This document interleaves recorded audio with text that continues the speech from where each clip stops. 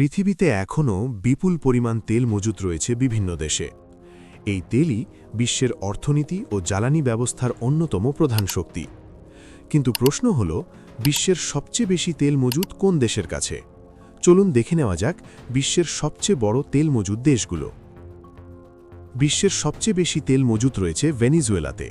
এই দেশের কাছে প্রায় ৩০০ বিলিয়ন ব্যারেলের বেশি তেল মজুত রয়েছে।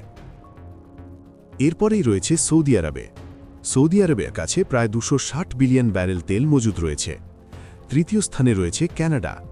কানাডার বিশাল তেল বালু খনিতে বিপুল পরিমাণ তেল রয়েছে। এরপর রয়েছে ইরান। ইরানের কাছেও শত শত বিলিয়ন ব্যারেল তেল মজুত রয়েছে। এরপর রয়েছে ইরাক। ইরাকও বিশ্বের অন্যতম বড় তেল মজুত দেশ। এই তেল পরে বিশ্বের বিভিন্ন দেশে রপ্তানি করা হয়। বিশ্বের অনেক দেশের অর্থনীতি এই তেলের ওপর নির্ভরশীল। পরিবহন, শিল্প এবং বিদ্যুৎ উৎপাদনে তেলের ভূমিকা অত্যন্ত গুরুত্বপূর্ণ।